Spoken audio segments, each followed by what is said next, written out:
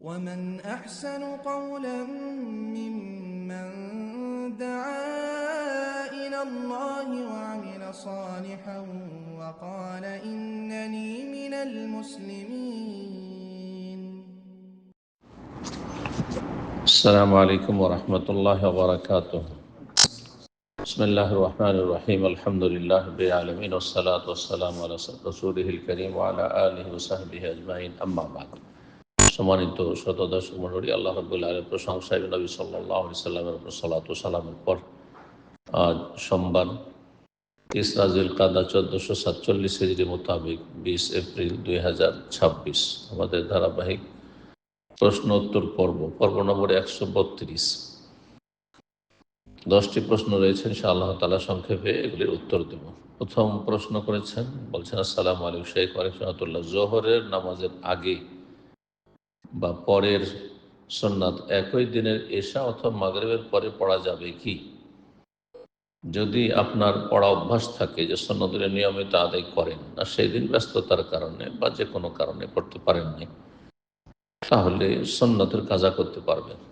সুন্নতের কাজা করা যেতে পারে, যত তাড়াতাড়ি করবে তত ভালো। নবী সাল্লাল্লাহু আলাইহি সাল্লাম জোহরের সুন্নতগুলি আসর পরে আদায় করেছেন, ব্যস্ততায় সময় পাননি। প্রতিনিধি দল এসেছিল দিন ইসলাম সম্পর্কে কথা বলার জন্য, আসর পর্যন্ত ব্যস্ত থেকে আসর সালাতের পরে পড়েছেন। অথচ আসর সালাতের পরের সময়টি হচ্ছে এমনি নফল পড়ার ক্ষেত্রে নিষিদ্ধ অক্ত, তবে কারণগত সালাত পড়া যাবে, কাজা সালাত পড়া যাবে, এটি প্রমাণ করে। সুতরাং আপনি এশা পরে বা মাগরিব পরে পড়তে পারবেন কাজা নামাজ, কাজা সুন্নাত। কিন্তু যাদের অভ্যাস নেই, অনেকে শুধু ফরজ পড়ে, তারা আগে থেকে তো অভ্যাস নেই আর নিয়ত নেই, সুতরাং আর কাজা নেই তাদের। 2 নম্বর প্রশ্ন বলছেন, আসসালামু আলাইকুম শেখ রাহমাতুল্লাহ, আমার কিছু স্বর্ণ রয়েছে যেগুলো স্বর্ণের দিক দিয়ে নেশাব ধরলে জাকাত ফরজ হয়নি, কিন্তু রূপার দিক দিয়ে নেশাব ধরলে জাকাত ফরজ হয়েছে। এখন আমি কি স্বর্ণের নেশাব ধরবো নাকি রূপার? স্বর্ণের ক্ষেত্রে স্বর্ণের নেশাব ধরবে, সোনার নেশাব সোনাই হবে, 7.5 ভরি, রূপায় ধরবেন না। আর টাকা পয়সা, যে কোনো দেশের টাকা পয়সার নেশাব হচ্ছে রূপা, জি, কারণ কাগজের টাকা রূপার টাকার বিকল্প হিসাবে এসেছে এবং এতে গরিবের ফায়দা বেশি রয়েছে।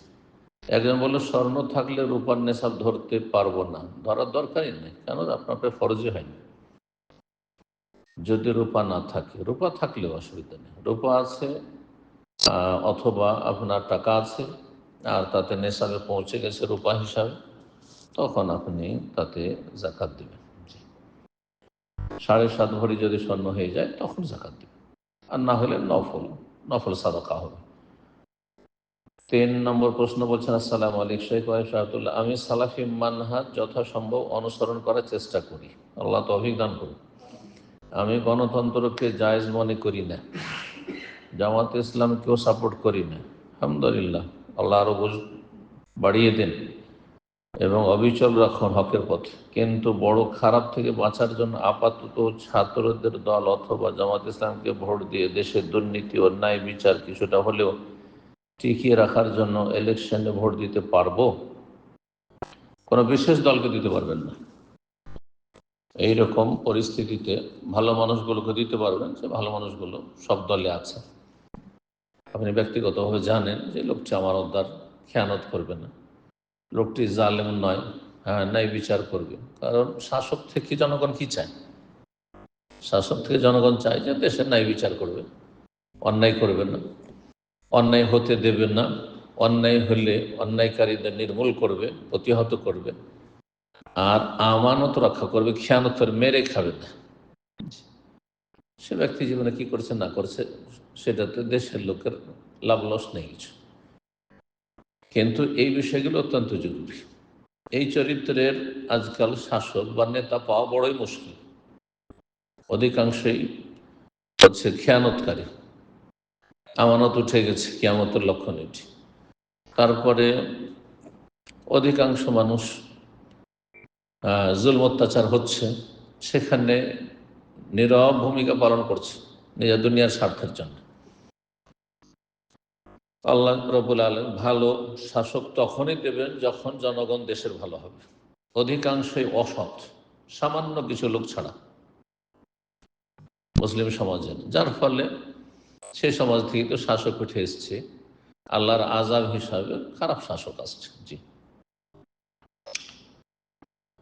4 নম্বর প্রশ্ন বলছেন, আসসালামু আলাইকুম শাইখ আলিম সাহেবুল্লাহ, আমার বাবা মার বিয়ে হয়েছে কোর্ট ম্যারেজ, আগে পালিয়ে বিয়ে করেছিল। ওরা তো এ বিষয় নিয়ে এক মাওলানাকে বলেছিল, মাওলানা সাহেব বলেছে যে বাবা মা মেনে নিয়েছে তো কোনো সমস্যা নেই, বিয়ে হয়ে গেছে।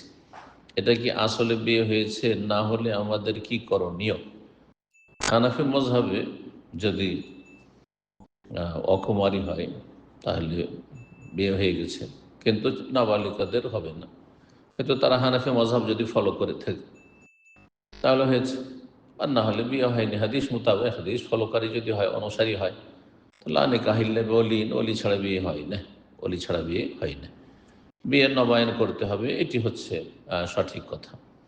তবে কিছু আলেমরা বলছেন যে যার অনুমতির ওপর নির্ভরশীল ছিল বিয়ে, অর্থাৎ অলি, অলি যখন স্বীকৃতি দিয়েছে তখন বিয়ে হয়ে যাবে। সুতরাং এইরকম ফতোয়া কোনো মুফতি দিয়েছে আর তার উপর আমল করেছে, আশা করি অতীতের ঘটনা আল্লাহ রাব্বুল আলামিন মাফ করবেন। জি। তওবা করতে হবে, তওবা করতে অন্যায় কাজ তারা করেছে। জি। বলছেন যে এটা কি আসলে বিয়ে হয়েছে? না হলে আমাদের করণীয় কি? ছেলেদের আবার করার করণীয় কি আছে? যারা অপরাধ করেছে, যারা অন্যায় করেছে তারা করবে। জি। আমরা 3 ভাই 1 বোন, এই বিষয়টি একটু ভালো করে বুঝিয়ে বলবেন। আল্লাহ রাব্বুল আলামিন যদি তাদেরকে হেদায়েত করে দেন, যা ভুল করেছে আর অনুতপ্ত হয় গুনার ওপর, অন্যায়ের ওপর, তওবা করে, এটি তাদের উপর ফরজ। এবং যেমনটা বললাম যে বিয়ে লবণ হয়ে গেলেই ভালো, তাহলে সন্দেহের ঊর্ধ্বে চলে গেল। আর কেউ কেউ বলেছেন, যেমনটা বললাম, যে অলি যদি স্বীকৃতি দিয়ে দেয় তাহলে হয়ে গেছে। আর তারা মূলত আসলে হানাফি সমাজের লোক ছিল।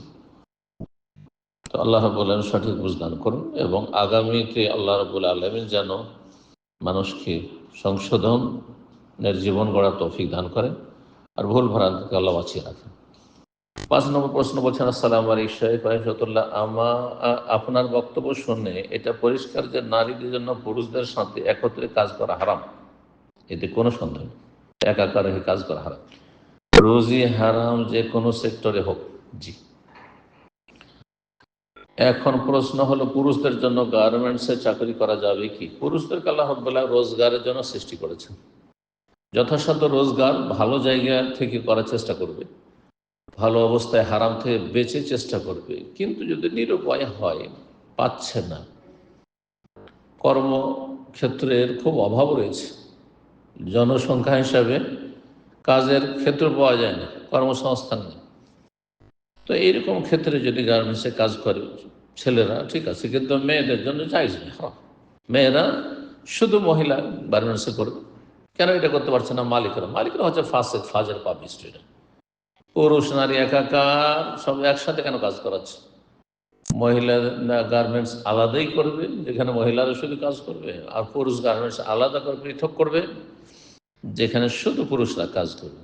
বিষয়টি সহজ অত্যন্ত, চেষ্টা করলে। কিন্তু অধিকাংশ মুসলিম হচ্ছে ফাসিক, আকসারুহুম ফাসিকুন, যার ফলে হালাল হারামের তারা কোনো পার্থক্য করেন। আল্লাহ হেদায়েত দান করুন। জি।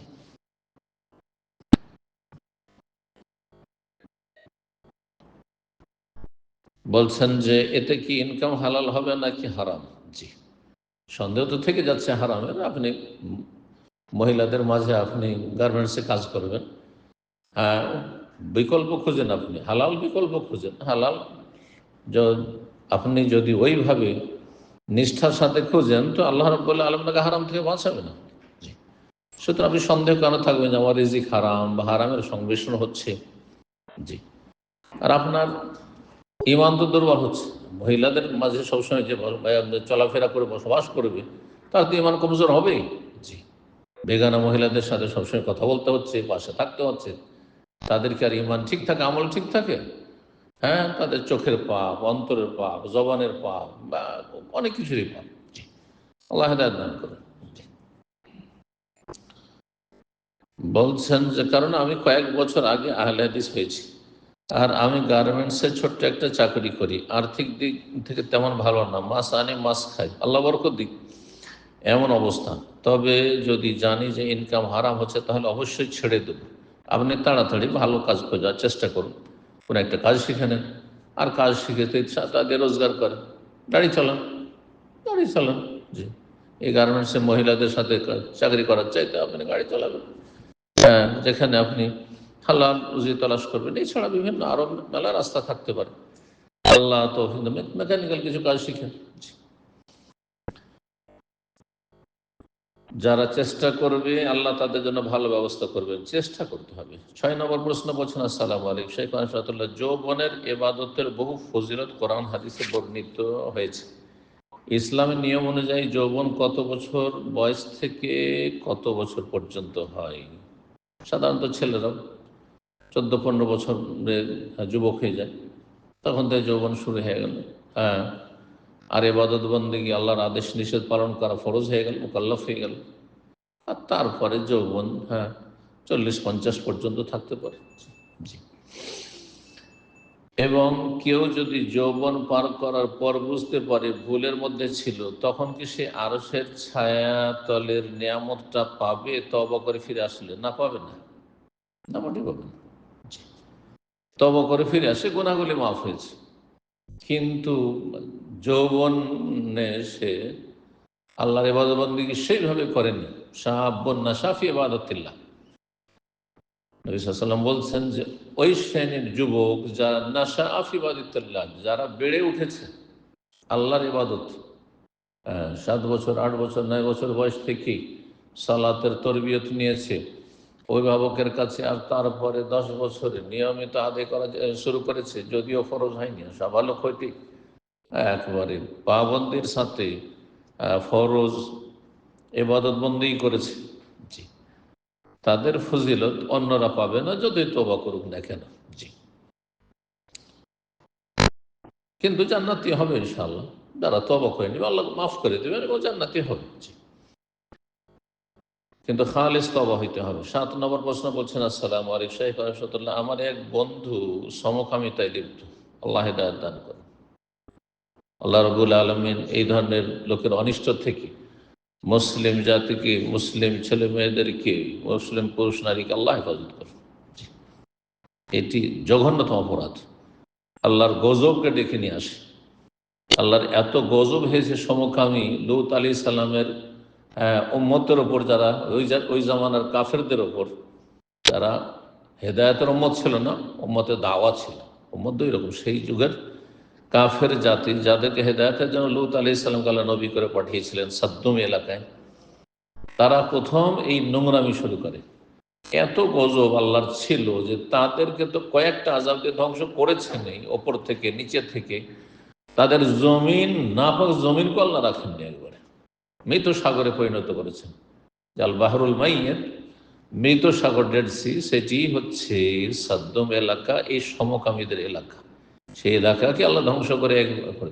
আর সেই এলাকায় এত গজব রয়েছে যে সেই মৃত সাগরে কোনো মাছ নেই, প্রাণী নেই। আল্লাহ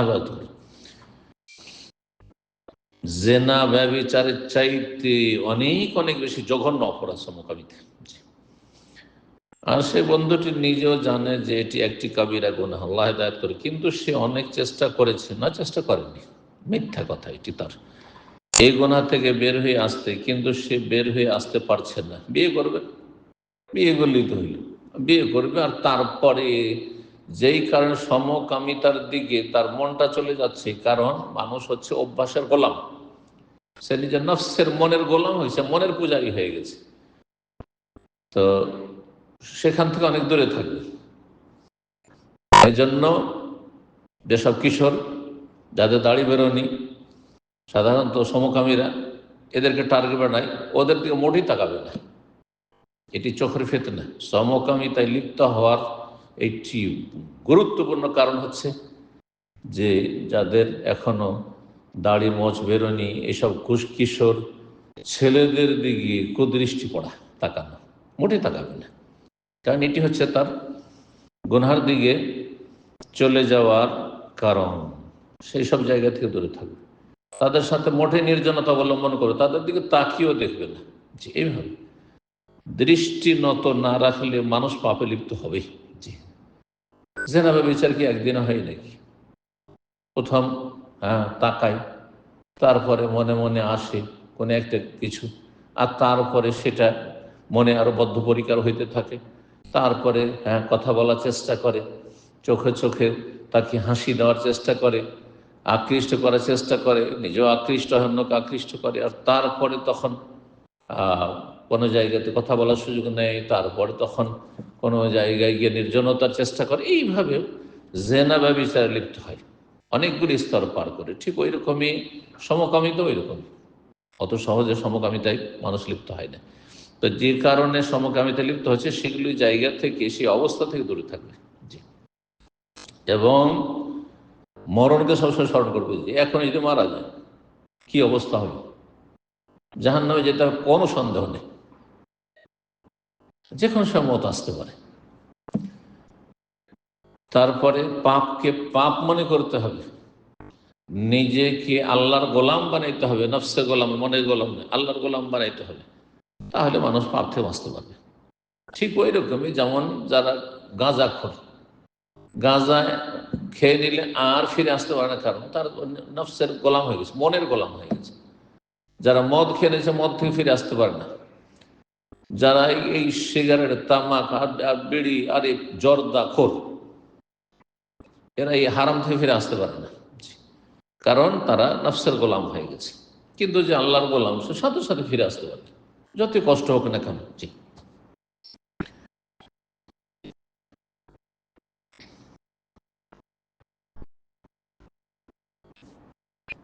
8 নম্বর প্রশ্ন বলছেন, আসসালামু আলাইকুম শেখ ওয়াহিবুল্লাহ, দাদার বাবার বা পৈতৃক সকল সম্পত্তি কাগজে দাদার নামে রেকর্ডভুক্ত হয়। দাদার বোনদের কেউ ইন্তেকাল হয়েছে, আবার কারো খুঁজে পাওয়া যাচ্ছে না। অবশ্যই খুঁজে পাওয়া যাবে। দাদার বোনেরা, তাদের ছেলে মেয়েরা আছে, তলাশ করতে হবে। এটা কোন কথা হবে দাদার ছেলে মেয়েদের খুঁজে পাওয়া যাবে না, এই অবস্থা, বা বোনদের খুঁজে পাওয়া যাবে না, এই অবস্থায় কি দাদার বোনদের ওয়ারিসদের হক আদায় করা এখনো শরীয়ত নেই, যে আমাদেরও ফরজ? জানছেন যে এই ধন সম্পদ আমার বাবার নাই, এটা আমার দাদার ছিল, আর দাদার বোন আছে, দাদার বোনের ছেলে মেয়েরা আছে, তাহলে অবশ্যই ফরজ। জানছেন যে এটা হারাম। জি, আর যাদের খুঁজে পাওয়া যাচ্ছে না, তাদের ক্ষেত্রে করণীয় কি? খুঁজবেন যথাসাধ্য, এলাকায় গ্রামে জিজ্ঞাসা করেন, মুরব্বীদের জিজ্ঞাসা করবেন যে আমার দাদার যে বোনেরা ছিল, ওরা কোথায়, বোনগুলো বিয়ে ছিল কোথায় আছে, তলাশ করতে হবে, যথাসাধ্য চেষ্টা করতে হবে।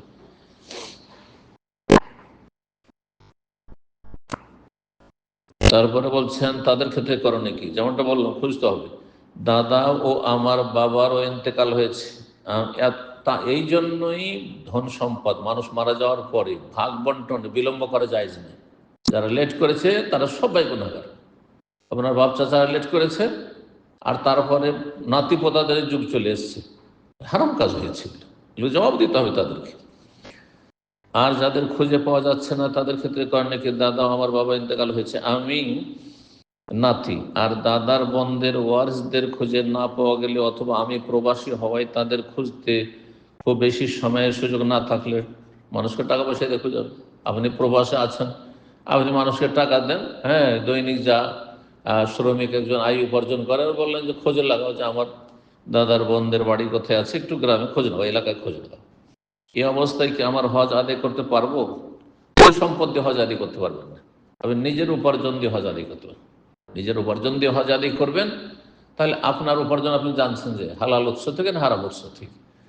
কিন্তু আপনি পৈতৃক সম্পত্তি, আর সেটা জানছেন ভালো করে যে এতে আমার দাদা মেয়েদের হক নষ্ট করা হয়েছে, মানে বা ফুফুদের হক নষ্ট করা হয়েছে, অথবা বোনদের হক নষ্ট করা হয়েছে, যারই হক নষ্ট করা হয়েছে, কারো বেমানি আত্মসাৎ করা হয়েছে, না, মোটেই জায়েজ নয়, হজ হবে না, হারাম বসে দিয়ে। জি,